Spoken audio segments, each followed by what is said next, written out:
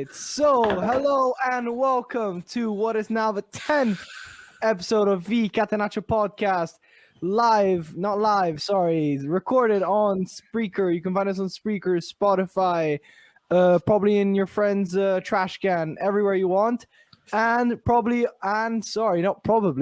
officially on our own YouTube channel. If you go and look up the Catenaccio podcast on YouTube, you'll find a little YouTube channel where you can find recordings, but with no video, just audio. And obviously you can find us on Radio Rossonera's Spreaker channel, where you guys have been absolutely amazing, giving us 100 plus downloads every episode. And we've been getting quite a few comments with people saying they really enjoy the show. And that's basically it. Thank you very much for watching and tuning in. So before we can start, obviously we gotta say thank you to the people who've been giving us this platform, i.e. Radio Rossonera. We've been really believing in the project with big things coming up. I can announce now that we will not be going on their Twitch channel, but we'll be having our own Twitch channel, which is going to be opening very, very soon. And our next episode is going to be a transfer market special. We're going to do a little live on their Twitch, and then we're going to rate us. So if you're watching theirs, you'll be able to see ours. And if not, you can just connect and watch us directly on our Twitch channel. So let's get on with the episode. Before we can actually start talking about the old calcio, I got to introduce the panel as always. So let's start off from a man who's coming from 6 straight W's in a row. A man who has recently signed a record deal with Warner for a rap album. He's going to be with Jay-Z and Beyonce. It's a bit of a exclusive that I'm giving to you, but his name is Jonathan Kunze-Koncevitz. I'm sorry, Amy, but it's about to be 7 in a row, if you know what I mean. Oh, we're already flowing flames and shades and things and that. Yeah, by the way, he's also in a lawsuit with Gasparini right now, so he can't say too much because of his lawyer. Speaking of people who will probably be going to jail, Luca Hoffmeister, hello, what's up? Yep, coming at you directly from jail. They're letting me use the phone for an hour. No, okay. Thanks everyone for listening. Happy to be back, and it was quite an interesting week. Okay, fair enough. That's all. Thank you, Luca, for always being the life of a party. And then next up, we got Emiliano Colangelo, who thankfully you guys can't see on video because of a horrendous T-shirt he has on. It is the Inter Milan third kit. Amy, before you tell us, before you say hi, who do you have on the back? And why Ranocchia? I had to go with number 9. I have him in fantasy as well this year, so the third best striker in the league. Oosh. Who's number 1? Ronaldo. I think it's. But what? Okay. We already start off with a very bad. Okay, let's get into that discussion. I'm coming from a bunker, not from the prison this time, so nice to be back. We'll talk. Oh, we have so many discussions. We'll make it a long one today. I think there's nothing stopping us. We can have so many discussions. But then, last but not least, our latest acquisition. It's incredible. Catenaccio podcast has done more transfers than Inter and Juve, but we have brought on someone new, Riccardo Sampietro, our own Juve fan. What's up? Hi guys. This week it started already well, the podcast, by saying obviously it was obvious, but Ronaldo, best striker in the league. Cristiano, no, I'm happy to be back. Happy to be back. Ricky has promised that if we get to 200 downloads for an episode, he's just gonna answer for the whole of the episode. He's not gonna actually speak words. All right, let's move on after that rocky start. As always, I am your host Aleardo Oriani, and I know who the best striker in Serie A is, but I'm gonna prove these guys wrong in a minute. So La Padula. No, ew! I sold him on fantasy football team. He's not the best one anymore. Go away. Fernando Llorente. No, I didn't buy him either. Yeah, no, Fernando Llorente. Mattia Destro, definitely. There he is. I'd say that's the magical 3 right now. Definitely. Fair, That's my Catenaccio attack, bro. If anybody wants a little insight, I got basically laughed at by half of the office, or Radio Rossonera office, the other day, because I have a very peculiar phone background. So one of my phone backgrounds is my grandparents. I love them very much. And the other one is someone who has also had a big effect on my life. It is a picture of Gianluca Lapadula dribbling past Messi with Messi on the floor in the Peru-Argentina game. And I've had about 20 minutes of people laughing at me, asking what the hell was wrong with me for having that as my home screen. On Yeah, my you're definitely a very sick man in the head. And, Thank you, Luca. Luca probably will not be joining us on the next Catenaccio episode. Also, before if you're looking for a suspect, you know where to look. yeah, exactly. Also, I'm gonna say this now. I think we can absolutely cut the episode short today before our predictions, because our predictions were horrendous this weekend. I've heard people on the group chat. Talk for you, because I went quite well, actually. Huh? Yeah, Ricardo got 10. got 10 points. Ricardo has been by pure chance muted by our By our algorithm, our random muting algorithm. Yeah, I personally have had a lot of complaints about our predictions section, and apparently a lot of people from our fans have been saying, "Listen, guys, it's boring, it's useless. You know, we want to talk about real results. This prediction stuff is not good. Actually, it could lead to gambling. So I think we should close it down." Yeah, just because you didn't want me to catch you up. Give me a week to overtake off. If I pop off, then sure, we can shut it down. All right. Anyway, match day 21. Let's look at the results. We've had a couple very, very interesting games here and there. We've had, I think, 1, 2, 3 major upsets, I could say, and we're going to go through them. But the first game was Fiorentina against Inter 0-2. Amy, tell us what happened and tell us what you think about it. I think the final result doesn't really respect the whole game, how it went. We played almost a perfect match. Fiorentina didn't really seem dangerous. Of course, they were missing 3 of their best players, so that definitely played a role in it. But yeah, I think nothing much to complain about that game, because we executed. That's what we had to do. Yeah, 3 points. 3 points, 3 points. Yeah, I think the goals were... Well, let's talk about this. Nicola Barella from outside, incredible strike. And then the second one was a very good Sanchez pass to Hakimi. Hakimi just got on his bike and went down the flank and crossed in the middle. Perisic, open goal. I don't think he could even miss that. And 2-0. Yeah, I think there was a lot of chances. At a certain point, Fiorentina hit the crossbar twice. Amy, I think very directly towards me, started saying on our group chat, "Are you going to criticize Handanovic now?" I said yes. He was a bit shocked by it, but Handanovic had. I'm never gonna lie about this, but I think he had a pretty solid game. I still think he's a keeper who is past his time, but still a really solid keeper. Yeah, Fiorentina nowhere to be seen, and I think you guys could agree with me with that. They had no Mirankovic or Castroville, but I still don't think it's and Who was the third? Ribéry was also Mirankovic, Ribéry, Castroville, yeah, which obviously are very important to them, but yeah, they just didn't get them. They weren't really on the pitch.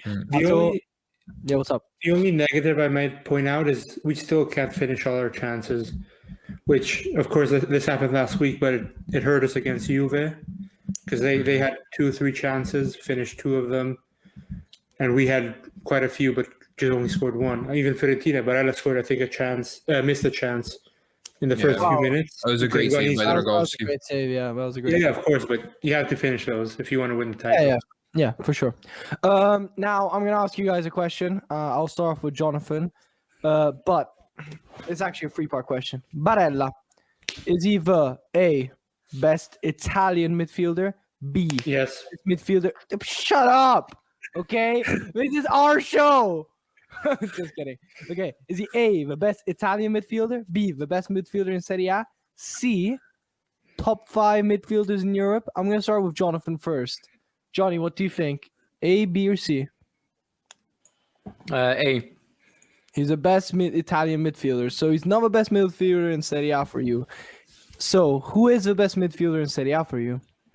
My answer is always going to be the same, Luisito Alberto. Luisito Alberto, who, by the way, I think Jonathan is going to tell us about him in a minute when we talk about the Lazio game.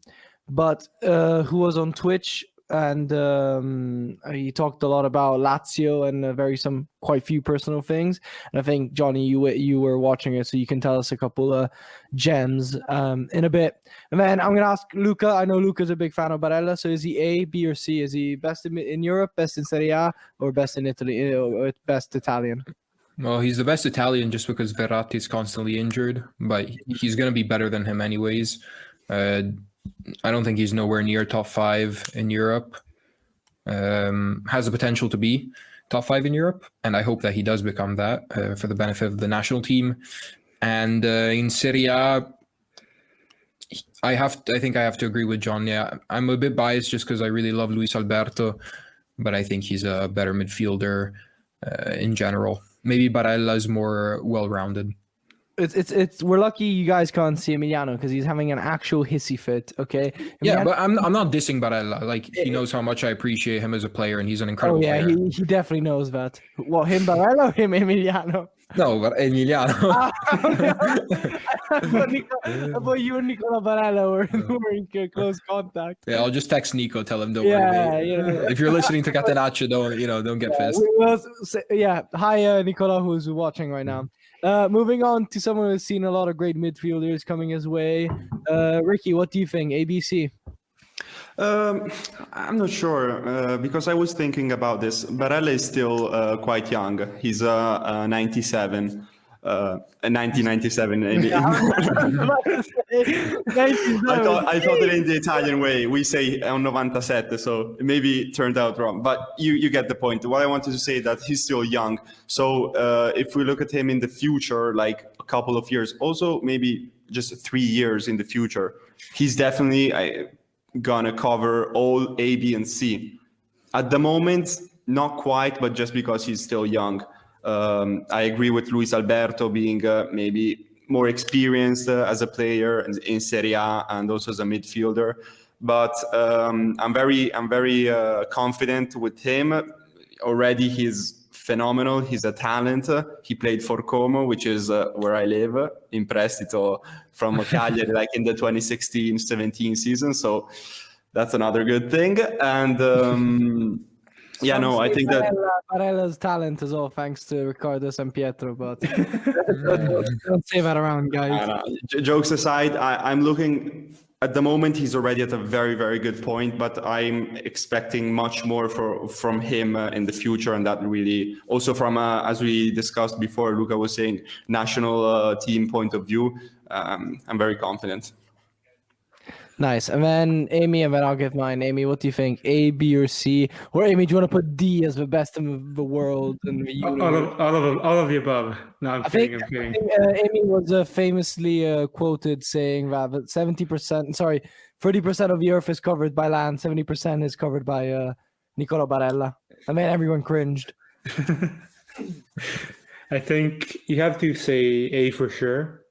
Yeah, because as I think Luca said, Verratti is way too injured. Yeah. We always see him in Champions League and whatever quarterfinals, semifinals. He's always out for PSG. He's never there when they need him. Not his fault, but if you're not there in big moments, there's not much you can do. I think for B, it's still. I think the top 3 for me personally is Luis Alberto, Milinkovic, and Barella. Oh, okay. Those are, in my opinion, the top 3. Yeah, I agree with that. Luis Alberto is much, much, much better going forward. But I think Barella is just a workhorse. Like, he can do everything really, really well. If you need him to defend, he's going to defend for 90 minutes. If you need him to attack, he's going to attack for 90 minutes. He's going to do everything you need him to do. For that reason, personally, of course, I'm biased. I think he is number 1 in Serie A. And for C, I think he's nowhere near the top 5 in Europe. I think he's still way too young.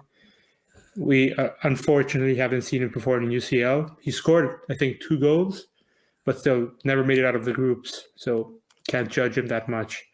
So yeah, I think A and B, yes. C, no. Yeah, the thing about Barella is that he plays 95 minutes at the same intensity and never gives up. And that what make really the difference from a good center midfielder and others. Barella has this quality. We can argue Luis Alberto is more he plays well going forward, but this quality of Barella, that the intensity that he puts when he plays is simply amazing. Yeah, I haven't seen. No, go Sorry, for it. Go just for it. quickly. I haven't seen someone with his stamina and feet ability in a really long time. Maybe Nainggolan a few years back is the only guy that comes to mind. But And someone like him with a Nainggolan really was good- smoking as well, so Yeah. Now, Prime Nainggolan was at another level. I'm not Yeah. even comparing the two. Yeah. I think I personally I'm gonna agree with Amy, but I'm gonna be more firm about it. I think he's the best Italian. I think he is the best in Serie A. I really like the fact that he can cover so many roles. I think if you put him anywhere in the midfield, he can do a very, very solid job. Luis Alberto is really good forward. I don't see him that good. A bit more behind. I still think he's a great player. Like the difference between him and Barella on my podium is not that much.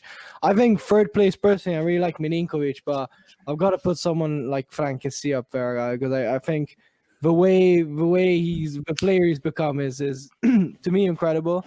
I think he's third place, but I don't think Milinkovic is that far behind. I love Kessie, but I think even in Milan, I think Bennacer is better than him. It's just he's been unlucky with I injuries. I was agree. about to say Benacer, but I think Kessie is more decisive for me. I think it's just because he's been Bennacer has been injured, but Yeah. overall, I still think that He's I would sacrifice Kessie for Milinkovic. Yeah. Kessie is Barella without the feet, I think. That's how you Well, can yeah, summarize but it. he is his feet are this year have not been that bad. But Yeah, actually, the difference he only has to do simple things. Yeah. He's still really good. I absolutely love Kessie. This isn't any disrespect, but there's no creativity going forward. Anyway, in Europe, I don't think he's top 5, but I think he might be at least top 15. Yeah, I agree with that. Yeah. I guess if And- we ever have a discussion for European football, we could give our top 5s. Yep. Okay. Anyway, Yeah. that was our thoughts on a player like Barella. And then I think the next game we're gonna talk about was one of the biggest upsets of the weekend. We were all really happy about this. Maybe for fantasy football a little less. Some people, not gonna mention anyone. But Atalanta Torino, what an incredible game, guys! It was 3-0 to Atalanta, if I'm not mistaken. 3-0. First goal by Ilicic, second goal by Gozens, which was a certain point awarded as an own goal by Sirigu. Both goals quite good. And then the third one, the first Ilicic one looked like a bit like a fluke, but I don't know. And then the third goal by Muriel. There was a point where I personally remember writing on our group chat, guys, bloodbath coming. It's going to be an absolute shit show. Yeah, it was looking like the Atalanta Torino of last year that finished Yeah. like 7-1 or something. Yeah, 7-2 or something like that. 7-2, Yeah. And then Torino get a little penalty, cheeky little penalty, which Belotti misses, but then scores. So that's 3-1. And then Bremer scores there was a big jumble up in the box, and Bremer scored. And then in the last 10 minutes, Bonazzoli, who was on the verge of getting sold, scores an incredible header. It's just okay. Let's talk about the two teams. Torino under Nicola have played really, really well. I think they played quite well. I think they could have done a lot better against Fiorentina because Fiorentina was a 9, but they managed to take that back. They were losing to Benevento. They managed to tie in the end. I just think they've got a boost of confidence, and at the end, I really liked the little huddle they had. Just to really show the team spirit. I think this could be one of those moral boosts that could get them out of a relegation zone. I think we're against Genoa next week, so that in terms of relegation battle is very important. Genoa, who we'll talk about in a minute, who've been really in form as well. Torino is, I don't know. Torino is good, but I think the other team we need to really talk about is Atalanta. Our good friend Johnny would say right now that the juice is over. The juice is there's no more juice, literal juice. I'm gonna say juice as many times as I can to say juice. But Atalanta looks like they're out of gasoline now because they lost to Lazio quite bad. It's the second time I think in a row. Am I wrong? Conceding 3 goals at home, and against Lazio they weren't even on the pitch. And again against Torino they had a big sleep. They had a big sleepover when after the first goal, Toro goal. And so there's a lot of questions to be asked here about what's going on. Guys, what do you think? Is the juice over, or is it just a misstep? What is it? Jonathan, I know you're a big Atalanta fan. Yeah, so I think Papu leaving is going to have maybe more consequences than we expected. Because after all, he was our best player and he was our captain, but we're going to have to see more about that. And then Atalanta's weird. Like, they're always this inconsistent team. However, like, I think even last year at this point, they were not doing that great. And going back to the juice topic, sure, I've accused Gasperini of supplying his players with some special performance-enhancing juice, and The Catenaccio podcast does not affiliate any word coming out of Jonathan's mouth. I definitely agree with. I definitely believe they do partake. It may not be specifically doping, but I believe they do something illegal, which nobody else knows Oh, about. Jonathan, please don't accuse him of actually. However, we're gonna get sued, buddy. I think that it's no surprise they have such a high-intensity play style. Eventually, they seem dead for a period, and then the next period, we're going to play like 1970s Brazil again. So we'll see. Or 1960s Brazil, I should say, when Pelé was there. So I don't know, man. Luca, Like, what do you think? Sorry. Do you wanna continue, Johnny? The last thing is they were never known for their defense, and I think for a team like Lazio, we have a couple of really good players surrounded by really, really trash players. So when they have a few key players missing, they suddenly look a lot worse. Like Hateboer was missing, Gosens was missing against us. I think when they're missing some players, it all just crumbles for them. Johnny, wait, sorry guys if I don't go on to you, but Johnny, you mentioned some trash players and some really good ones. Tell me their best player and their worst player on their starting 11. Best player is Ilicic. Mm-hmm. And the worst player, I don't know, maybe Palomino. Yeah. Oh, okay. Fair enough. I thought you were about to say Gollini. No, he's pretty good. You think so? Luca, what do you think? What is Atalanta's pros and what's Atalanta's cons right now? Atalanta's pros are that I think they still have a very solid system that they know how to play in. Gasperini knows how to manage, and that they still do have multiple top quality players, and you could say a few world-class players. I don't know exactly what's going on right now that's causing them to have these slip-ups, like against Lazio. In Coppa Italia wasn't a slip-up. They got a tie away from home at Napoli, but still, Atalanta not scoring is out of the norm. And then, conceding 3 goals to Torino. So hopefully it is their downfall. I will always hope in the downfall of Atalanta. As harsh as that may sound. But yeah, I think, as Johnny said, they're a very inconsistent team, and I think they will bounce back eventually. Then if I can just give my little opinion on Torino real quick, I think it's a shame for a team like Torino. I'd say their season is already over, because I'm 100% confident they're not getting relegated, but they can't get anything else, so no point in watching Torino. Ricky and Amy, do you want to jump in and say something about these two teams as well? If I can go, I just want to. I agree with. Okay. Bye, thanks. It's been a pleasure.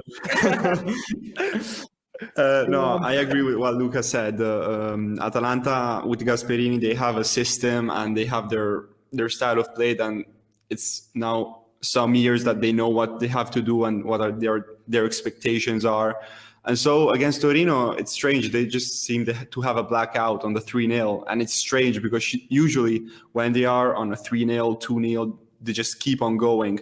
And so, that was strange. Also against the Lazio, against Napoli, they weren't too, the Atalanta that usually goes always to attack. But let's also keep in mind that... Juiced up Atalanta. Sorry? Juiced up Atalanta, the usual one. No, but I was saying this season with the COVID and everything is something that can impact, Atalanta always play at the 1000%. I don't know. But I think, as Luca said, that they will be back on track as soon as possible, possibly also from the next match day. And Torino instead, on the other hand,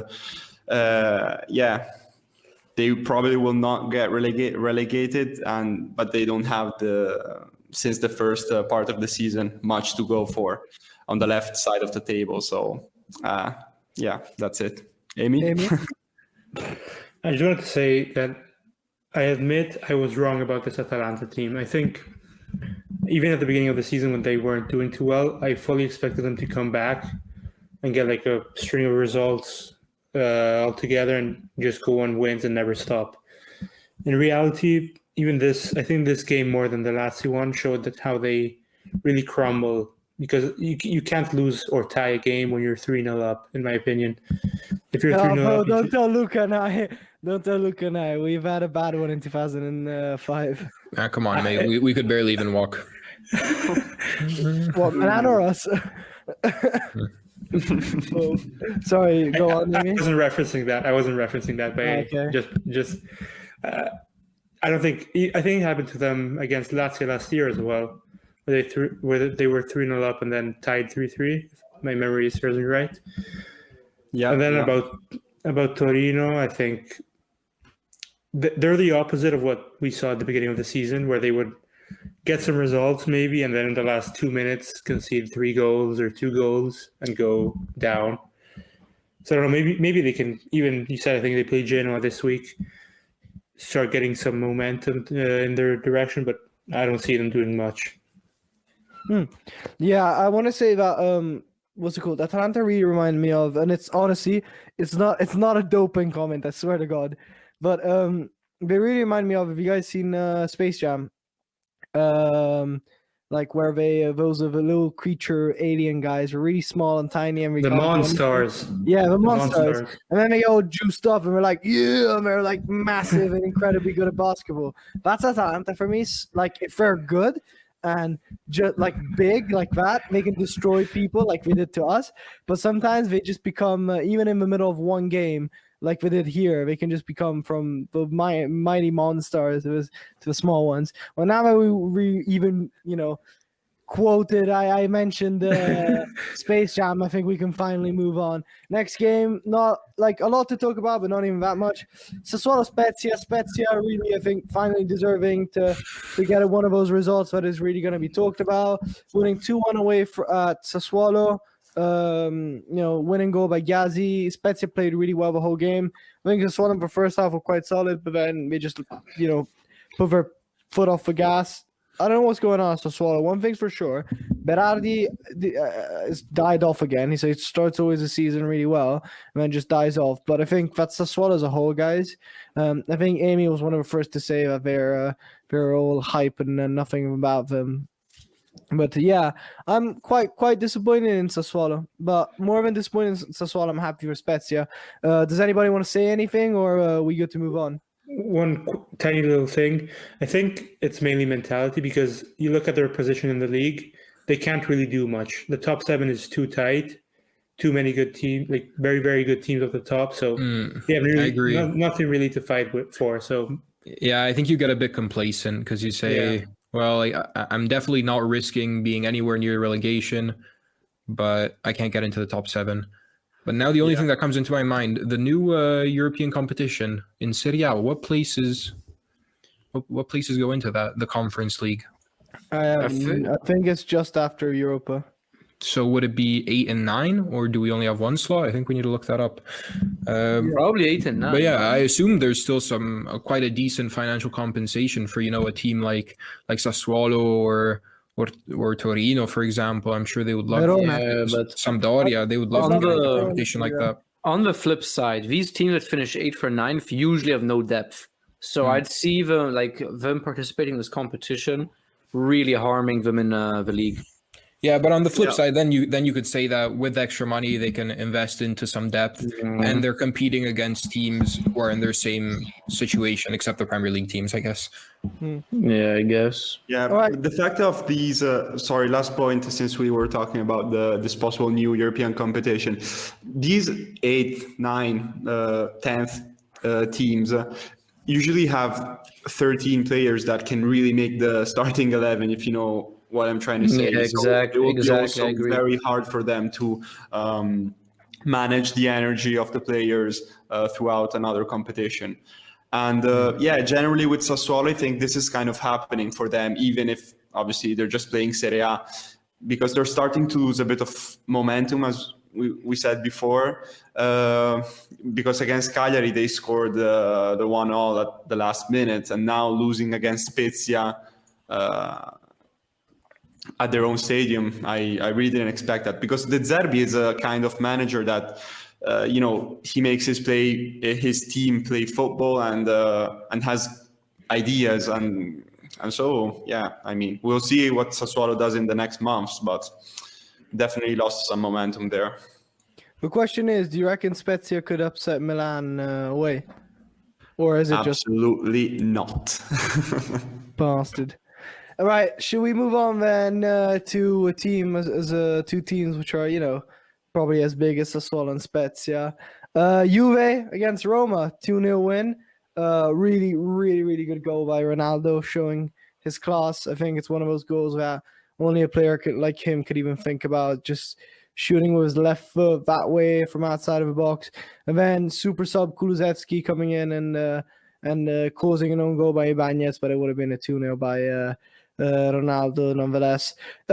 Ricky, do you want to tell us about the game? Do you want to tell us your thoughts about it and what you see going on? Because the next game is a very big one. Next game, we'd like to remind everyone, is Napoli against Juventus, a Napoli team which we'll talk about in a minute, which is not going through a great moment, and a Juve team that is going through a great moment. So tell us about it, Ricky. What you think? Yeah, and also on Tuesday we have the one against Inter for Coppa Italia, so a couple of tough games. Do you want to win that? Be honest. Do you actually want to win that, or is it just another like Coppa Italia? I know against Inter is obviously always a big game, but like for you, are you like, we got to play our first team and we got to win that, or is it just like it's another game that will just cause more problems if we're in that competition? I'd rather focus on the league and Champions League. No, I mean, if we look at it carefully, now I don't want to spend too much time talking about the Coppa Italia, but the first match at the San Siro, we didn't play with our first team. And so I think that Pirlo is managing in a good way. Also Chiesa, Kulusevski played in Coppa Italia, then Chiesa played against Roma and Kulusevski was subbed in. And so I think that same things with the defenders. De Ligt and Demiral played against Inter, and then Bonucci and Chiellini played in the league. So I think we can maybe this is something that Juve has always had, the possibility to rotate players and still have good quality players.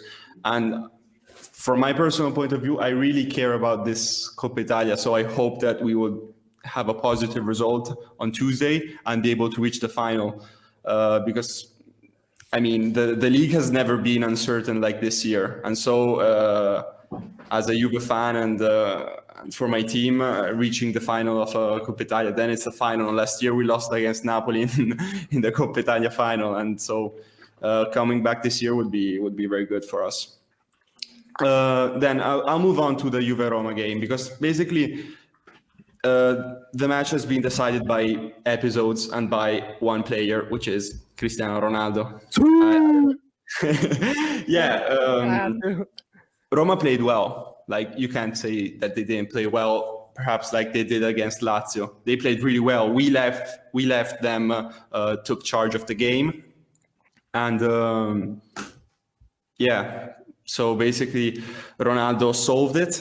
And with that first goal, which was kind of a five-a-side goal, you stop and immediately shoot. That's a type of goal that a player like him has in his... Some people say he learned from Luca Hofmeister. No. He learned from Alessandro Ardoriani, actually. Nah. That's quite clear. It's impossible. Fair enough.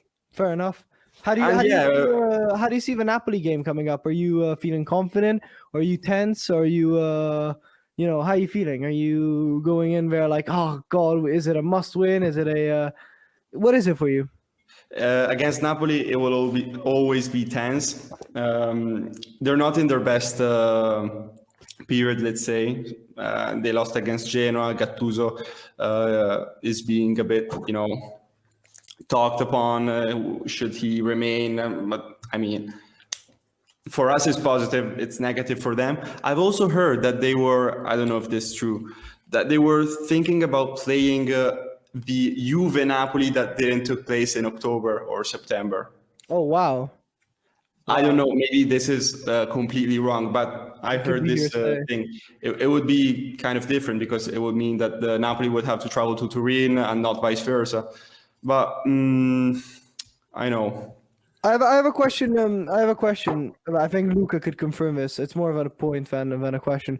I think Napoli is going into the game without Koulibaly because he had COVID, and Manolas has been like they certified that he's been injured like yesterday or today. Luca, do you know if that's true?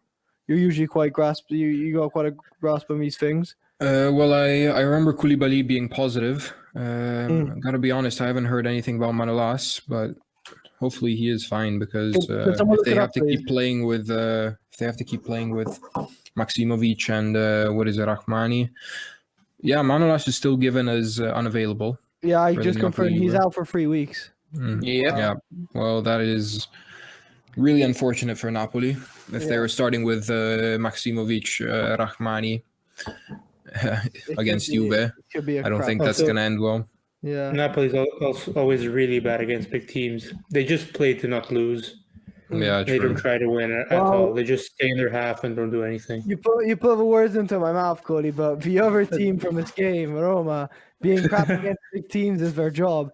Again, another loss against a big team. They weren't even good.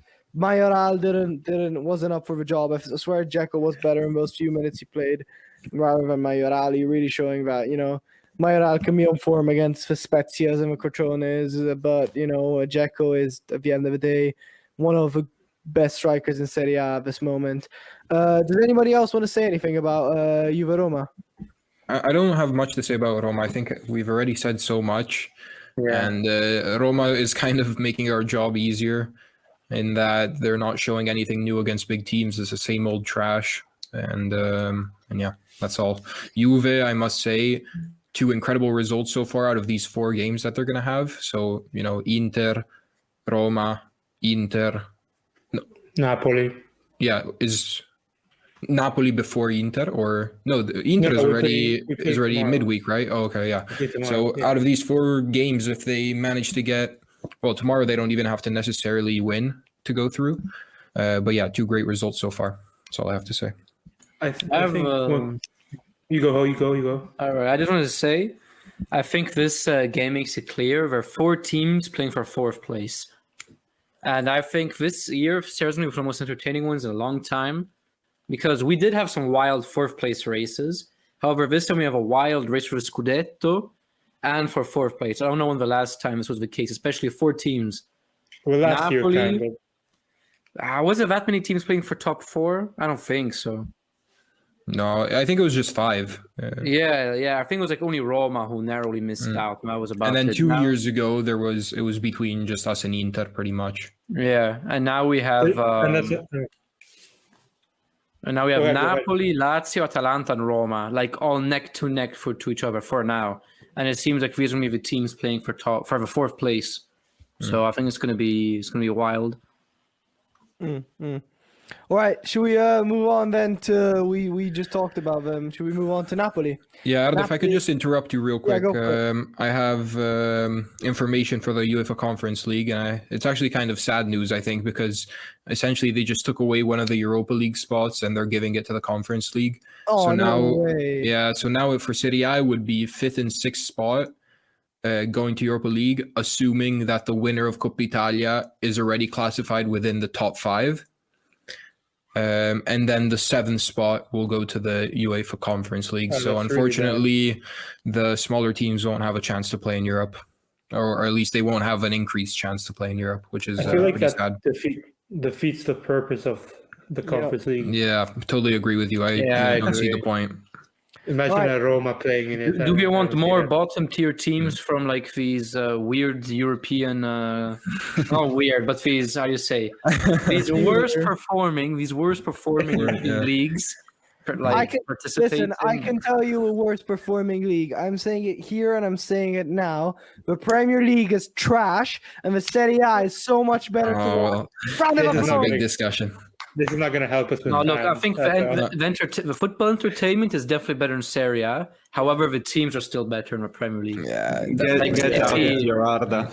By the way, City would Amy- smash anyone in our league. Maybe I remember we used to always debate about whether teams like Inter and Milan should throw away Europa League, and I was always completely against it. But I got to be honest, if Milan ever qualifies to the Conference League, I just hope we play with the women's team. The final is in Albania. I do not care.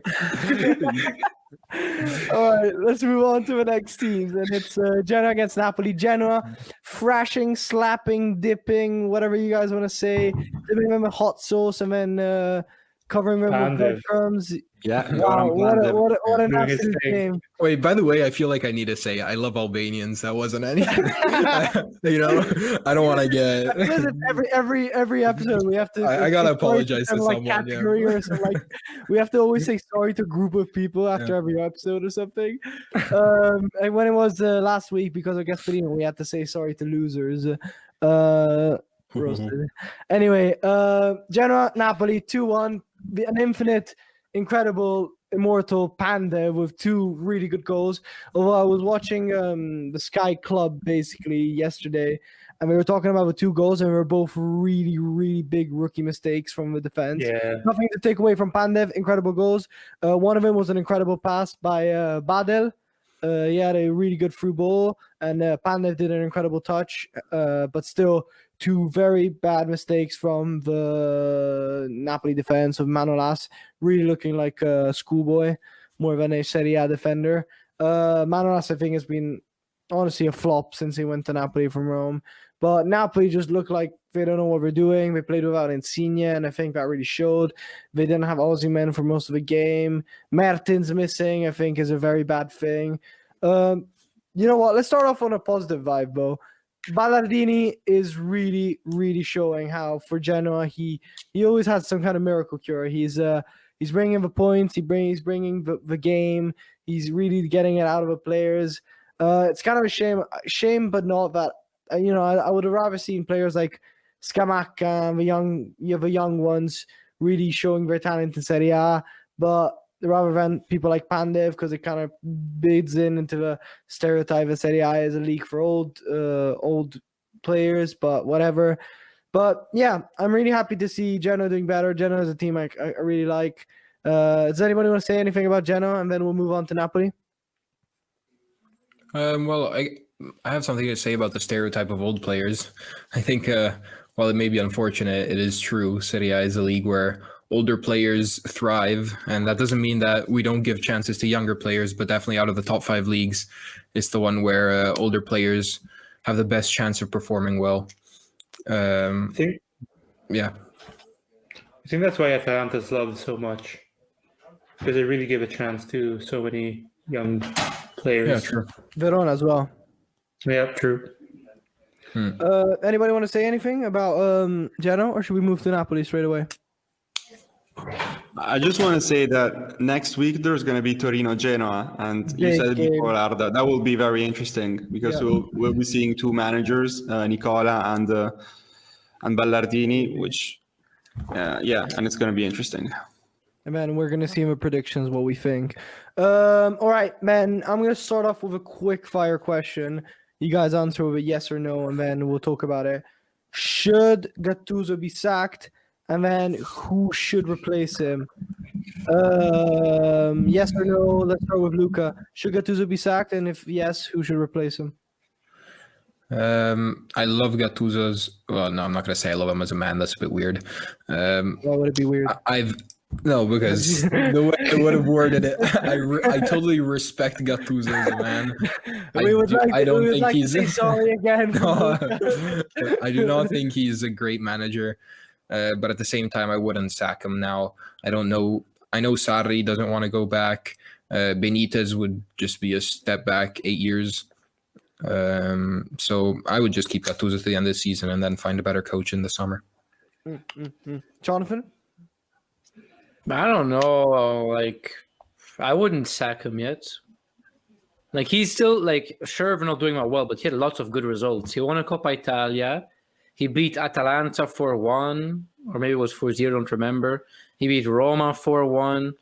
You know, everybody can have an off season as possible. I'd keep him if I were Napoli. Ricky? Yeah, I was just looking at the stats of Genoa Napoli, and Genoa took 3 shots. Napoli took 19 shots. Their possession was 68%. So I think that in Genoa Napoli, it was just a matter of episodes and the defenders that did some rookie mistakes. And that shows the importance of when you are missing people like Koulibaly, and maybe Manolas is not at his top level. And so, no, definitely Gattuso should be left where he is. I was mentioning this also last week when Fonseca started the one against Spezia in Coppa Italia, that they went out and everyone was thinking also for him it was time to go away. No. We should just leave the managers do their thing. Like Napoli, I mean, I know they need to get into 4th place or whatever, but as far as they don't do like 8th or 7th, you should leave a manager work. A manager like Gattuso that arrived and as Johnny said before, or Luca, I think it was Johnny, he won the Coppa Italia. So, I mean, some results, he's doing good things. Just give him time. Amy? Quickly about the Fonseca thing, I think that's just the media having some fun. Because I think I said to Luca, they just go from title contenders to sacking Fonseca every week. Yeah. It's like, I don't know how to describe it. It goes up and down. One week it's this headline, the next week it's this one. Well, Gattuso, no, I think mainly because the other options aren't great.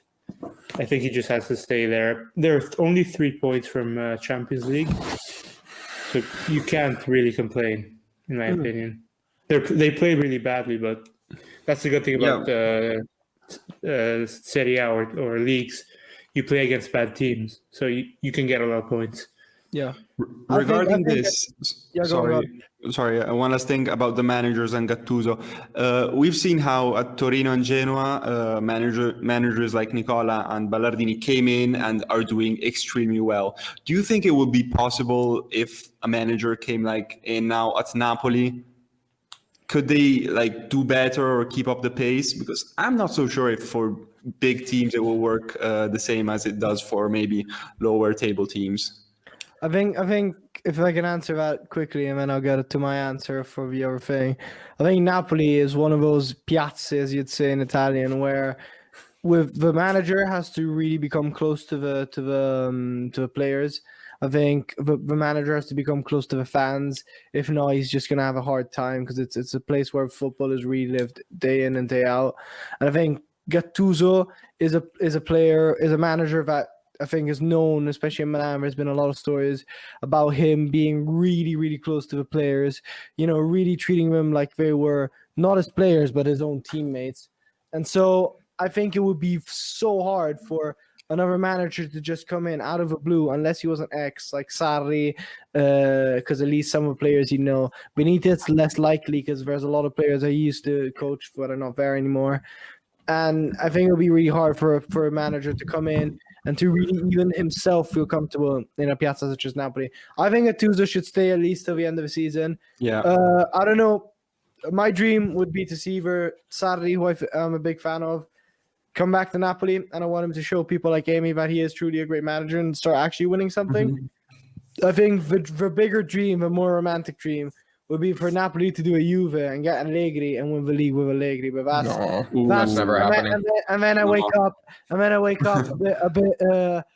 bit sweaty. You know what I mean? I think it's more likely for Sarri to come back and win the league than Allegri. Yeah, I think to Napoli. Nice. I mean. All right, we're at 50 minutes. Let's move on to the other games, because we still need to talk about Milan. We still need to talk about Lazio. All right, Benevento Sampdoria, another eventful game. It was a 1-0 draw, pretty solid. Milan Crotone, I'll quickly say 2 words about this, and then I want to hear from Luca. I was personally at the stadium, incredible experience. Thank you, Radio Rossonera, for allowing me to be there. Everyone here at the Catenaccio podcast was totally not jealous of that, and I really appreciate that. But Milan Crotone, I saw Ibra scoring his 500th and 501st goal. Yeah, incredible player. Really good match of a start, though. I was a bit shaky start from a team, especially Tomario, man marking Samuele Di Carmine. I think he could have done better. Still, pretty solid performance to everyone. I think the only flop was Salamaker. Luca and I were having a discussion about this. I thought Leao was good, but at the start, especially first half, he wasn't that good. Him and Rebic, the first half, were very leaky. And then I just think that left side, and what really showed this game really showed was two things. That left side, the Rebic Theo with Ibra up top is lethal. And then another thing, Çalhanoğlu is incredibly important for this team. He comes on and he serves 2 assists, and the whole team just looked rejuvenated when he came on. Luca, do you want to spend 2 words about Milan Crotone? Yeah, I don't have too much to say about Milan Crotone, the game itself. I think it was exactly what I wanted to see from the team. Just an easy win, great performances, both individually and as a team. Çalhanoğlu coming back, already getting 2 assists. Ibra getting his 500th goal. So yeah, I was really happy. If I can take something from the game and from the season in general about these games, so our first 3 games of the season were Bologna, Crotone, and Spezia, and now we've had Bologna and Crotone again, Spezia next weekend. The fact that we've won 5 out of 5 of those games, hopefully make it 6 out of 6, shows how much the team has grown. I don't think in the last, 5, 6 years, 7 years, we've ever been able to comfortably beat not even all, but most of the small teams, the relegation zone teams, without really struggling or dropping points. So the fact that we can just, go beat Bologna, not too easily, but still take the win home, take a 4-0 win from Crotone, hopefully the same from Spezia. I am definitely very happy about that. Yeah, someone from our backstage just sent us some incredible stats about Çalhanoğlu we were talking about. That was me. Thanks. Yeah, thank you, Ricky. Yeah, if I can comment about, if you want me to analyze it real quick. Yeah, do you see the stats? Yeah, it's Çalhanoğlu before and after lockdown. So before he had 115 games for Milan, 17 goals, 28 assists, and now post-lockdown, 38 games, 12 goals, and 19 assists. I'd attribute it to 2 things. First of all, Çalhanoğlu, I think, is a player who really feels, he's a very confidence-based player.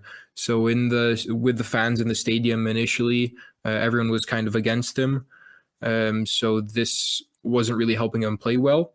And then I think Ricardo just mentioned it real quick in the chat, the Ibra effect, which of course I think it's not only for Çalhanoğlu, it's for literally everyone in the team. Ibra's put everyone to that next level. But then, in my opinion, the most important thing is that up until now, Çalhanoğlu was always playing as a left winger or, out of position. Çalhanoğlu is a number 10, always has been. And it really makes me scratch my head why we played him left wing for so long. And, it goes to show how impactful he can be when he's in the right position. Yeah, he is. I don't even know how to comment it anymore. He was one of those players. I was one of those people that was really hyped for when he came at the start. And I was there for him for a long time. And I was like, guys, just give him time. He's going to do well. Just give him time. Believe. But then there was one point where I said, you know what? A real champ doesn't need me defending him. He just needs to show it on the pitch. And I'm really glad he did. And I'm really glad he's back. And I'm really glad he's showing us that he is truly an important player. I really hope he renews that contract of his, him, Donnarumma, and Ibra was giving a little sign when he scored to the director's little seats there, saying, one more. And I think he meant 1 more year for a renewal. So I'd love to see all 3 of them get a renewal. I think that'll make my day, that'll make my week, that'll probably make my year, I think. Yeah. All right, let's move on. There's not much to say about Milan Crotone, guys, but apart from us being back on top, but we'll talk about the table in a minute. I predicted the 4-0. I wanted to, but I said 6-2 because of the result. Yeah. To be fair, somebody Di Carmine could have scored a couple, but he missed them. Anyway, Udinese Verona disappointingly losing to Udinese, but it was a good game. Udinese scoring 2. One was an own goal, but it was basically Deulofeu, and the second was Deulofeu. Deulofeu could start now after a couple goals. He gets really confident. Remember that Milan season he was after a couple goals. He scored 1, and then he just started putting in an absolute shift. Parma, so disappointing. I think the team that has scored least in Serie A at home as well, losing 3-0 to Bologna, which is a derby as well. They bought so many new players. I hope they can really come into the team and make a difference, because they're just boring as well. I think the years of Gervinho carrying them are over. Hopefully Catenaccio, when he comes back from injury, could be good, but disappointing, man. We also, I saw the last 15 minutes of the game, and Zirkzee can be an interesting player for Parma. He was doing some good movements, and I'm happy, also Pelé. We can see Pelé what he will be able to do. Yeah, I'm happy for what's it since called? Cornelius and Go on. Sorry, I was just saying it will be interesting to see Pelé, since Cornelius and Inglese in the whole of the first part of the season didn't score a single goal. They both went like 0 goals, and so they're missing a proper striker. Yeah, on the other hand, though, I was happy for Bologna. Bologna finally getting a win. Musabaro with brace, and Orsolini scoring as well. I'm happy for them finally getting some points in the bag. All right, last game. Jonathan took us through this. Lazio Cagliari, also the game. Immobile with a good goal. Cagliari weren't that dangerous. One thing that I know Johnny is going to meme on, Di Francesco at the end of the game was angry, but he was more angry about the fact that apparently like some ball boys were really wasting time, and the behavior of Lazio on the pitch wasn't that nice, apparently. Jonathan, give us a little roundabout. Okay, so we played one of the worst games I saw us play in the last, since Genoa, I'd say. Since we drew with Genoa, we played horrendously. However, luckily for us, Cagliari is so bad that even when we played as bad as we did, we still won. Like, I think once they did a throw-in, and we were defending so badly that their midfielder Marin was literally through on goal. They had a 1v1, and he skied it. And then when they put in Simeone for Pavoletti, they literally lost all attacking threats. Simeone is so bad. Like, once he came in, we could just do whatever we wanted to. We had a lot of chances, but we still didn't play the best football. Hopefully, I think some of our players may be a bit tired. Luis Alberto seemed really tired. Hopefully, he's in shape against Inter, because if we play like we did today against Inter, we're getting creamed. And regarding Cragno, had a really good game, I have to say. Yeah, he's Cragno really had good. a fantastic game. He and Moose are like the 2 players who need to go on better teams. Like Napoli, they always need a new goalkeeper. Just get one of those 2. You can't go wrong with that. I think If we weren't broke, I wouldn't last mind a game- nice Cragno. Yeah, I was about to say, Amy, who would you rather have, Cragno or Musso or Silvestri? Cragno. Cragno. I think All right. The thing is, best Cragno of can't them. use his feet. That's what I don't like about him. Mm. Like, Strakosha was never good at... this is what I'll talk about with you guys for a little bit. The importance of keepers having good feet in today's football. Good feet basically meaning technical ability. Because, for example, at Strakosha never had any. So, I never really noticed the difference. However, with Pepe Reina, I think he improves the team so much by being an extra defender, someone who the defenders can pass the ball to, and he can accurately pass it to someone up the pitch. And I think it has been such a big help. But I just can't imagine us going back to Strakosha just because of that. Yeah, Donnarumma has shown really he's become so good with his feet now. What? And, well, Donnarumma is much better than he used to be. Yeah, but we so can good say with that his he feet. improved. Can I be honest? I think he's improved, but when he has a ball in his feet now, I don't like shit myself like I used to a couple years ago. I don't shit myself, but I know he's 5 out of 10 times he's gonna lose the ball. I personally I think think he's got. the thing- Someone find the stats for his pass accuracy, because I swear it's not even that bad. I don't know. I think if think- Vigio had good feet, he would be worth 250 million. The main Like- thing, I think, he doesn't make the mistakes like you saw in the derby where he lost the ball and gave it to Icardi and caused the penalty. Like you maybe see him maybe throwing it away, giving it to the opposition, but further away from the goal, which is at the end of the day is not that bad. Yeah, I think the issue is you can still see he's not confident, so he's always very slow with his decision making with his feet, and I still think he loses the ball quite often. He'll like stand around looking for an outlet in the defense, and then he'll just kind of give up and boot it up to Ibra or someone, and it still won't be incredibly accurate. Now, of course, out of what you were saying, he definitely has improved. I just still don't think he's a good, a good technical keeper with his feet. Yeah, I'm just looking up the stats. So I've got him in front of me. So he's got 571 passes in total this year, of which 421 were accurate. So the percentage is 73.7. You guys keep on talking. I'll find out what Pepe Reina and Well, 74%. give us like a good benchmark. Who's the best keeper with his feet? Try to look at Neuer or something. Guys, Oh, I no, didn't yeah, want. okay. I didn't want to go off topic, but have you seen Alisson in Liverpool City with his feet this incredible. weekend? Oh yeah. So Since good. we're talking about One thing about the stats is you need to realize that keepers like Pepe Reina take a lot more passes than other keepers, Right, which is Reina why his has- percentage may be lower. Reina has 568 passes, of which 442 were accurate. So that's a percentage of 77.8. look the also best- for Ospina. Yeah. Ospina is good for Napoli. And and he had a lot more passes than Donnarumma. Ospina Right? has 377 passes. So that's And less. considering he doesn't play with Right. all the But games, he has 310 accurate ones, which is a percentage of 82. Yeah. Yeah, that's what I expected. Who's another Yeah. good one with his feet? Andanovic, try Andanovic. He does a lot of short passes. Right, Andanovic has this website, by the way, is fantastic, guys. We'll use it next time. It's called Kickest. 525 passes by Andanovic, 445 were accurate. That is a percentage of 84.8. Yeah. That's what you see a lot. I think that's why Rafa doesn't play. Chesney, if you can look up, I'm curious now. Oh, you bro, You have to wait 15 minutes for him just to spell it. Oh, SZCZ. yeah, found him.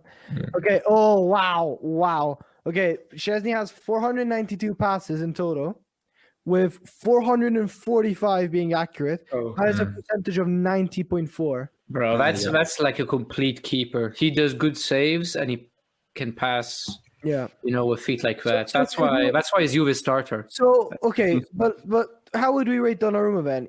He's not, heart attack o'clock, but I'd say he's good. He's not a Chesney. So if Chesney was a 10, I'd say he's about a 7 or an 8. No. I'd say he's a 6. No. He's a 6. Yeah. Yeah, I don't know, I think he's 7 minus. he's not good with his feet. He's not above average. He's Okay. in Good the enough. average, or Well, even I would we'll even argue compare- he's slightly below average in Okay, terms of. I agree. Yeah, Yeah. I would give him a We'll 6. compare- Guys. How about this? Next time 6, we'll 7. prepare outside of the podcast. We'll prepare a little stats. We'll all prepare some stats, and we're gonna have a discussion on a couple players with stats in hand.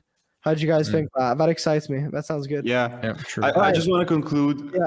if I can, saying I don't think Donnarumma could play like CDM, but probably Chesney or Ospina or Reina, they could definitely. Donnarumma, nah. in Serie C, yeah. Okay.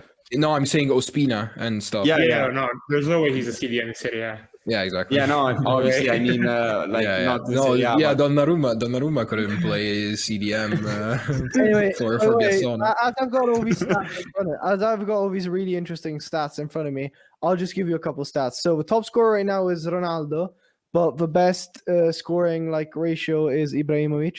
Ronaldo has 16 goals and Ibrahimovic has 14. Immobile has 14 as well. Lukaku has 14, and then Muria with 12. Assists, we got Mkhitaryan on top, then Çalhanoğlu with 7, then Milinkovic with 6, Brozovic with 6, and then Pellegrini with 5. The most successful dribbles, do you guys want to take a guess? Hakimi or Theo? Nope. No. He's Give not a us the Milan or Inter position. player. He's a Position. CAM. Juve is a CAM. Juve. Nope. CAM. Luis Alberto. Nope. Do you want to know again? Mkhitaryan. Is it a Yeah. percentage? Yeah. Is it a percentage or a number? Oh, it's 65, which I think. Yeah, it's probably a Yeah. number. Successful dribbles. Yeah. Is he Ilicic? Nope. Ilicic is up there, but he's not the first one. Zakan. Is it No, Is do you it want a me to top tell you? 7? It's De Paul. De Paul? Oh, yeah, he plays by himself, so it makes De sense. Paul was 55, and then we got Messias with 58, Jeremy Boga with 51, Ilicic with 42, and then Theo Hernandez with 41. And then I'll just give you your stats. Clean sheets, we got Donnarumma with 8, Analic with 7, Musso with 6, Peperino with 5, and then Golini with 5. And then big chance missed. Oh, okay, these are interesting. This is us. The player with the most chances missed, the 5 of them, big chances missed. Who do you reckon it is? Ibrahimovic. Nope. Lukaku. Nope. Lasagna. Nope. Dzeko. He's been a disappointing player. No, Dzeko is up there though. But Kalinic. Simeone. okay, actually, Dzeko's tied in first place with this guy. So I probably have him Fanta. That's one of the guys I have. Dzeko, big chance missed, and then the other one, Vlahovic. Atalanta. Duvan. Duvan. Duvan. Oh, Yeah, I have him in Fantacalcio. So Duvan and Dzeko are up there with 13 big chances missed, and then you got Vlahovic with 11, Lasagna with 11, and Ronaldo with 11. What about? I got Lasagna and Vlahovic. I'll talk about 2 more stats. Okay, 2 more stats. Okay, just that, and it's big chances created, and then we'll do. Çalhanoğlu, big chances created. And then we're gonna talk Ilicic about as well. minutes played as well. Okay, big chances created. Top 5. Who do you reckon is first? Ilicic. Okay. Çalhanoğlu. Okay, Ricky. What about you? Luis Alberto. Jonathan. True. I'd say Ilicic. Yeah, Ilicic is first with 13, tied with De Paul. Pellegrini in second. Dude, with this first DePaul place guy with doesn't 11. sound half bad. Yo, so Pellegrini- much. I mean, Really? he plays. Bro, plays as by Amy said, he plays by himself. so- Imagine now they kind of bought some strikers, but imagine lifting your head up and seeing Nestorovsky and Okakachuka, bro. I'd rather kick the ball out of bounds directly. Just, All right, then third place Pellegrini, Mkhitaryan with 11, and then Belotti with 10. And then minutes played, we got first one who do you Acerbi. is 2 2 of them tied. Oh, it's a goalkeeper. It has to be a Barella. goalkeeper. It has to be a goalkeeper. Andanovic. Nope. Silvestri. Silvestri. No. Brozzo Barella. Donnarumma. The players, I don't know if they count goalkeepers. No, Gigio missed I a don't couple think they games. do, but Oh. Tomiyasu and Kessie. Tomiyasu Oh, yeah, and Gleason have Tomiyasu. 1890 minutes, and then it's Danilo from Bologna with 1871. Oh, João Pedro with 1870. You should have and skipped this Soriano. stat. that's so sad. All right, let's move on to the league standings. Amy, do you want to tell us about the league standings? Okay, so obviously top 2, nothing changed there. Hasn't No. changed for a while. So So what let's hasn't see. changed? What hasn't changed? The top 2. And what's Yeah, the? What's the top 2? I prefer not to say. Okay. No. Okay. 2 teams from Milan. Sorry, Obviously- excuse me. obviously- Hey. There's no pleading with fifth here. What the hell is going on? I will say it. Okay, Milan is first, 49 points, and Inter second, 47. But you And guys there's are Juve. I Leave did him not alone. answer this. This Amy, statement. continue. Ignore the bully. Amy, you good? Oh no, I think Amy disconnected. All right, If- once you reconnect, I'll just move. I'll just say it quickly. We'll just zoot past these. But Oh, there's Roma, something wrong with table. Lazio's fourth. We beat Roma head to head, bro. yeah. So Lazio is Head to head now doesn't count until the end of the season. They changed it. Amy, are you back? No, he's not. Okay, I'll just say it quickly then. We got Juve going up to third place, Roma losing a place, going to fourth. Lazio tied at fourth, but because of head-to-head at the end of the year, they'd be above. Napoli going down by 1 point. We got Amy back online. Amy, do you want to tell us about the rest of the movings? I went through Yes, of Napoli. course. So Napoli, 37 points. They actually dropped because of that surprise loss to Genoa. And Atalanta, 37. I'm really disappointed in them. As I said earlier in the episode, I fully expected them to maybe even be ahead of Roma, to be honest, at this point. But only 3 points behind, sorry. So still a chance. Then Sassuolo, no man's land. Sassuolo, Hellas, and Sampdoria with at 31, 30, 27 points respectively. Just nothing to lose. Then Udinese gaining 2 positions. They have 24 points now, tied with Genoa. Actually, every week we get better and better. We see them getting higher up in the league. Then Bologna also getting 2 positions. Benevento actually dropping 2, so we've seen them drop 4 in total since we started this league standings. Then Fiorentina were the biggest losers of the of the week, losing 4 positions, 22 points. Then Spezia, 21 points. The final 5 didn't drop any positions. Torino at 16 points. Cagliari, really disappointing, at 15 points. Parma at 13. And Crotone last at 12. All right. You know something about Parma? I read that the new owner, who is American, didn't know that Parma could be relegated. I don't know if it's true. He thought it was like in the NBA or something. What are Is your it possible? sources, bro? What are your I mean, I read it, so Yeah. maybe I'm wrong, but it was funny. Corriere Sorry. dello Sport. Anyway, please don't sue me. All right, we have come to that part of a show where we just go through the team of the week. So drop us in the comments below who you think should have been in the team of the week, or just email us or send us a fax, whatever you guys want. Tell us who should be in the team of the week. Tell us our opinions are trash, but just tell us something. Okay, team of the week. Who are we gonna nominate in goal? I have an idea, but I'd like to hear yours first, guys. I wanted to nominate the guy who got hate for the last month, let's say. So I'm nominating Handanovic. If you want to nominate someone else, it's okay. But I hate to say it, but I have him or to. Cragno. I think Handanovic would be just for a save. But what you guys think? I'd give it to Andanovic as well. A bit of respect after Luca, dark period. Luca, what happened to? Did someone steal Luca's bike? I'm honest. sounds really oh, sad. actually, they did. Yeah, they did steal my bike. Oh yeah, they Last actually week. did. Yeah. By the way, whoever stole Luca's bike, it's not even a joke, bro. Give it back. Okay, that's not please. cool. Yeah, what the hell? All right, man. I think I'm gonna nominate him as a.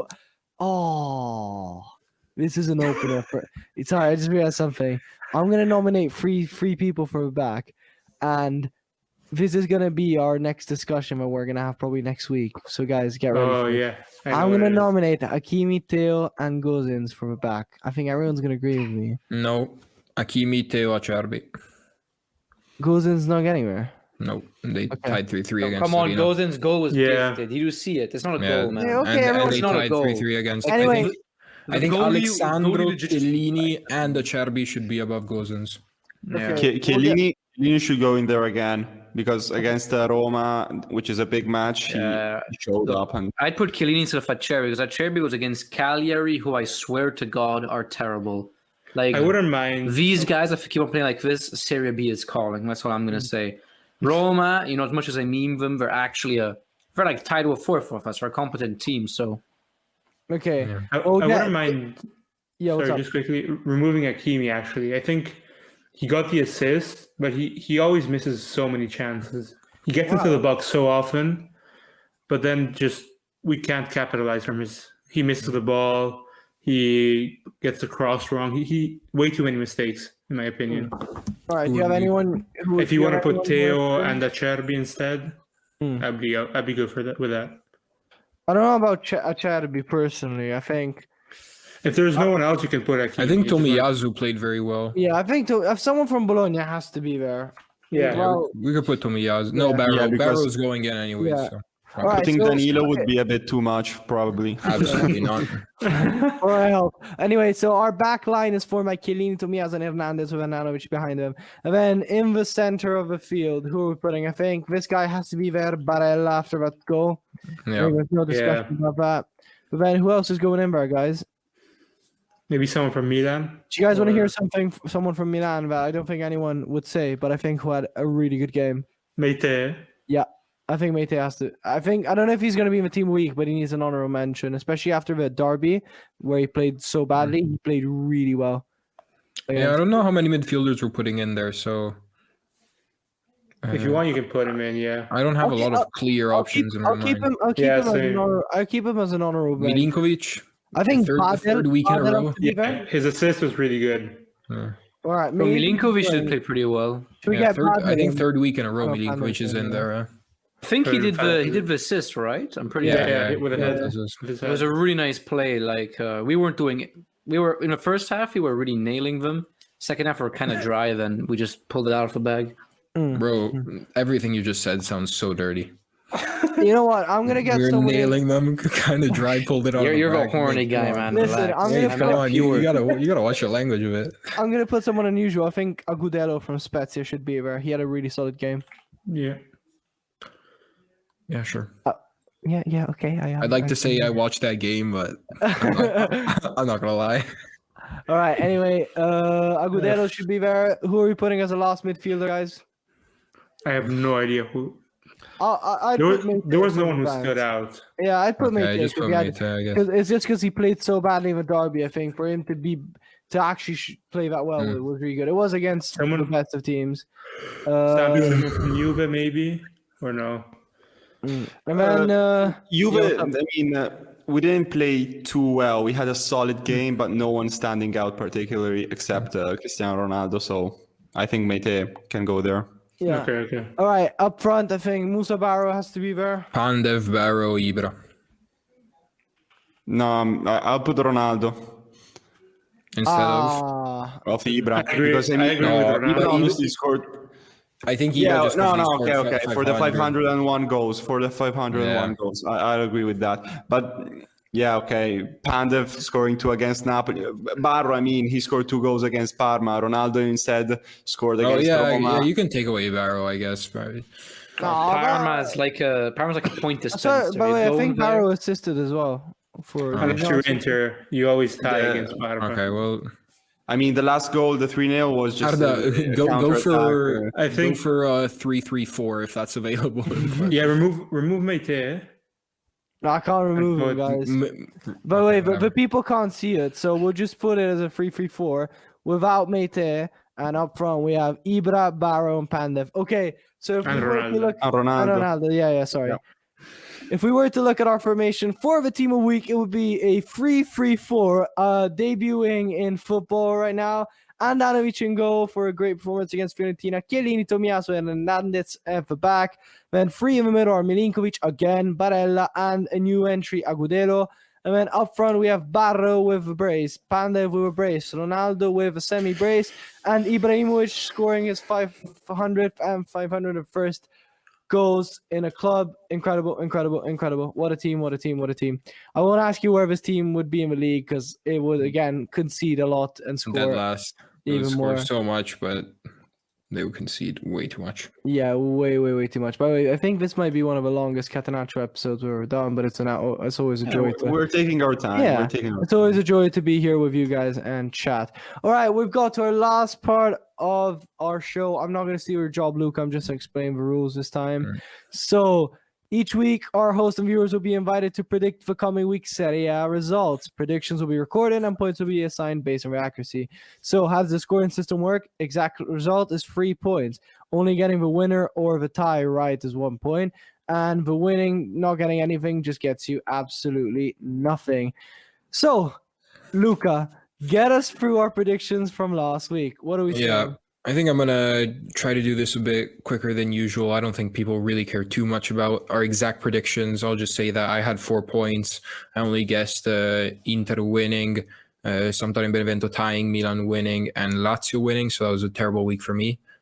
Then Arda, you had 3 partially correct guesses with Milan winning, Juve winning, and Inter winning, and then you guessed Napoli-Genoa perfectly, Genoa-Napoli, which is a very good guess. So it's finally come to this moment where I say a really shitty prediction and it comes true.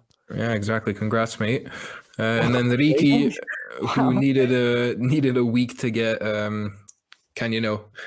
get moving. He's actually the top scorer for this week with 10. Yeah, and consider that I also predicted 2-0 for Bologna, and Orsolini scored at the 93rd minute. Yeah. I also had them against in the fantasy same. football, and so it was terrible for me. Terrible. Yeah, same. I had it Anyway. against as well. Well, Ricky guesses Inter winning 2-0-2 perfectly. He guesses Juve winning. He guesses Benevento and Sam tying, and then he also guessed 4-0 for Milan perfectly, and then another 2 partially right guesses for Parma, Bologna, and Lazio Cagliari. Then Johnny, only 1 perfect guess, still second highest scorer of the week. Guesses Inter perfectly, and then gets partially correct results for Juve, Milan, Bologna, and Lazio. And finally, Amy Also with 5 points, so he didn't have a great week either. Partially guesses Inter, Juve, Milan, Bologna, and Lazio. So now if we can move on to the standings, I'm still first with 78. Johnny's second with 72. Amy's third with 61. Sampi has been here for 2 weeks and has already surpassed Arda, 55 to 51. Of course, he started with Arda's point total, Which so, means he can be further up even more. If it wasn't doing. Yeah, exactly. Yeah, but that's it. So if we want to move on to the predictions for the coming week, Arda, take it away. Luca's depressed just because he did the worst. He got the worst score, but Luca, I'm still first, so I'm happy. Oh, dude, what a bastard. Okay. Still first. The games. Oh yeah, but wait a minute. Did you count the bonus round? The bonus point? Yeah. Also, I predicted. Okay. We'll add it. We all next predicted time. Ronaldo except for Arda, I think. No, I predicted Except for half. Yeah. So it doesn't change anything, but it changes just a bit. Just about pride of a bonus point. All right, sorry. I just had to. I was thinking about since the start of the episode. Silly. Okay. Anyway, predictions. Game week. What is it? Number 22. Yep. Okay. Well, the big games are Torino, Genoa, and then Napoli-Juve, and then probably Inter Lazio. And then Verona Parma could be also a good one, but yeah, I think both of the big games. All right, Bologna against Benevento, first game of the weekend. The order we'll go in is Luca, Sampi, Johnny. No, sorry, we'll go with the usual order: Luca, Johnny, Amy, Sampi, and I. 2-1. 2-1 to Bologna. Yeah. And then actually, we'll just go in the normal order. We'll go Luca, Sampi, Johnny, Amy. It's just easier for me. Sampi. I'll go for a 1-1. You guys prepared them beforehand, didn't you, Johnny? I don't know. I'd say Guys, from now on, 2-0. let's prepare them more beforehand, so we'll be just quicker. 2-0. Okay, 2-0. Amy, what are you saying? 1-2. Oh, wow, Benevento winning. Yeah. Okay, I'm going to go for 2-0. And then Torino against Genoa. What are we saying, Luca? It's one of those games where I want to predict a high-scoring game, but I think it'll be a bit boring. We'll go like 1-1. Okay, Sampi? Yeah, a draw seems like an interesting prediction, but I think Torino might win finally because they never win in their stadium. So I'm going to go 2-1. Yeah, actually, I think that's a better guess. I'm saying 2-2. Amy? I'm going with the 1-1, although I think Torino might be able to win. Yeah, I'm gonna. No, 1-1. Yeah. Yeah, I'm gonna agree with good old Sampi. I think it's gonna be a 2-1 to Torino. Napoli against Juventus. Luca. You know what? I think this might be. I'm not gonna say the end for Gattuso, but it'll definitely be a lot of heat coming to him afterwards. 0-3. Wow, Sampi. Sorry, can you say again that Juventus for me? Juventus. Expecto. Juventus. As always, I don't really like to predict because this is also a big game. I'll just say I hope for a 0-1. 0-1. Okay, Johnny, what are you saying?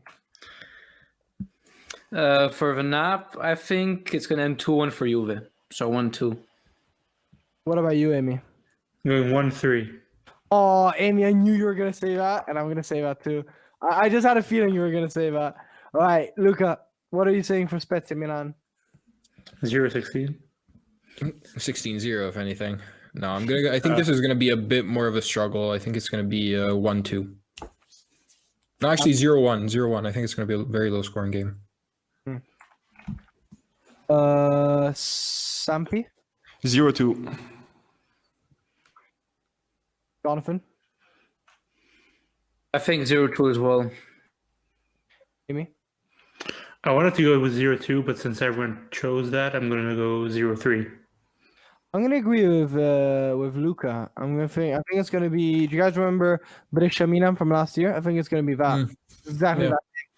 When Roma against Udinese, and you know what? I think I'm gonna throw the bonus point in here because it's. No, stop it. I'm gonna throw it in here. Roma Udinese score and scorer because I wanted to do Okay. it with Lazio, but nah. Well, Roma's gonna get back to one of their big wins. I think it's gonna be like 4-1, and Jaco's gonna get back to scoring. Okay. And then what are you saying, Sampi? I'm gonna go 3-1. Yeah, I wanted to say also Jacob, but it depends if he plays or Majoral. I'll go with Jacob. I'll go with Jacob. Jacob, Edin. Jonathan? You know, this is the reverse. Before it was always Ricky saying, "Oh, I swear I wrote it down," but I have the same prediction as Johnny. This time it's the inverse for me. I also said 3-1. You guys should go on a date. Amy? Yeah, we should. Great mind thinks alike. I'm going, I think, also 4-1, I wanted to say. And just because I want to see you write it, I'm going to go with Mkhitaryan. What? I'm gonna go for one of my crazy predictions. I'm gonna go 2-2 and Depol. Right, next one, Cagliari Atalanta. I think, I think. Yeah. And this is where I open up a surprise side segment called Help Luca with his Fantacalcio team. Should I put Ospina versus Juve or Cragno versus Atalanta? Ooh, that's actually a really good question. Neither. I just played Ted. I'd say Ospina against Juve because I think Juve is one of those teams that when they start winning like 2-0, they'll keep they'll stop attacking as much. I think Atalanta gets like horny and starts scoring 5. Okay. Well, thank you for the advice. Now I'll get back to predictions. Cagliari Atalanta 1-3. Okay, what about you, Sampi? 0-3. What about you, Jonathan? Dude, are you kidding me? I predicted the same thing. 0-3. It's okay, John. It's okay. Amy, wait, Amy, sorry guys. Amy's connecting. Amy, what's your prediction for Cagliari Atalanta? Oof. I see already 2 0-3s, so I'm not going to go with that. I'm going to go with 1-3. I'm gonna go for 2-3. 2-3. Okay. Yeah, sorry. spice things up. I'm gonna go for 1-2. Just easy money. All right, Sampdoria against Fiorentina. This could be a good game or a snooze fest. Luca. I don't know. I think it's going to be boring. I don't know if Fiorentina scores.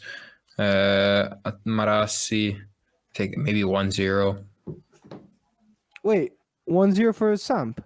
Yeah. Oh wow, I'll try. okay. What about you, Sampi? Yeah, same.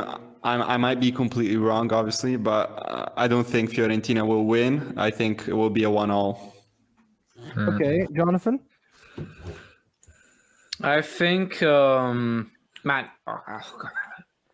I said 1-1 as well. I'm not going to say it now. I'm going to say 2-1. 2-1 Samp. Okay. Yeah. Amy? Going the opposite to Luca, so 0-1. Yeah, I was about to say. I think. I'm gonna go for 0-2. I think Fiorentina will win, having what's his name, Castrovilli back. I think we'll get back to winning ways. I think when we predict low scoring games, they always score a shit ton. I think it's going to be like 14-15 or something. Crotone against Sassuolo. I think this is gonna be a very high scoring game. What do you say, Luca? 0-0. Sampi? For real? Yeah. Yeah, because whatever Arda says, I'm going the opposite. So. Sampi? Okay. No, I think Sassuolo needs to win, but maybe Crotone will score, so I'm going to go 1-2. Johnny? I think it's going to go... It's always the sound effects. No, look. I legit have it written down. I don't know what's going on. I also had 1-2. Now I can't say that too. I'm going to say... If you want, I'm going to change to 0-2. Come on. You sure? I'll leave you that I'll one. take the bullet. 0-2. Oh, okay. So Okay. So change it up. they Okay. even Sure. wrote the same change to their score. Okay, Amy. Just so no one copies me, I'm going 1-4. I'm going for... Arda, copy him for the bands. I'm going 3-2 to Crotone. Okay, Inter against Lazio. What are you saying, Luca? 3-2. Mm-hmm. Which team is De Vrij playing for this time, guys? Netherlands. Wow. I was hoping. I thought for a I bit get a of lot more silence. reaction. Yeah, what the hell, bro? Okay, Sam. Inter? I think I'm going to go 1-0, even if I think Lazio will score, but I'll stay with 1-0. Jonathan, 2-0 Die, Inter. die. No, die. Amy. Going 1-1. Yeah, I was about to say that, but I want to say Inter wins just because if it doesn't happen, I'll be even happier. Can I change my prediction to 16-0 Inter, please? All right. Yeah, that was a good one. I would like to change it too, please. Last but not least, we have a game on a Monday night, so this is gonna ruin all our plans.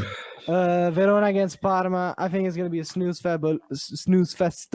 But Luca, what do you think? Well, you know what they say, if you want something, speak it into existence. 3-0 Tripletta Barak. Okay, It's Santi, happening. 2-0. Johnny. Wait, did Sampi just say 2-0? Yeah. You know, we legit had 6 predictions in a row the same. This is ridiculous. Now I have to change as well now. 3-0. Okay. Parma's Amy, what are you putting? Parma's down bad. Amy, what are you putting as your prediction?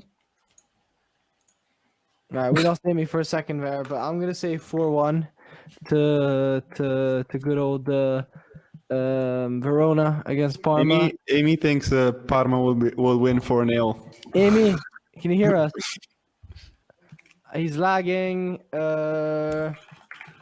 Yeah, just put in something. I think Amy's gonna say 3-1 to Verona. I reckon. Yeah. That's my prediction for him. Oh, I predicted it right. He just, guys, I know you guys can't see us, but he just wrote on our group chat 3-1 to Verona. Incredible. Okay, so that's our prediction. Wait, guys, actually, I want to say one last thing. If anyone is actually listening to this podcast for the full an hour and a half, could you please just write a comment or something? Or I'm very We'll shout curious you out. because you guys We'll are shout you out. absolute legends if you sat through an hour and a half of this. So So you're only a legend. You're sick in the head. Will my no, comment no, be still valid? Will my comment be valid?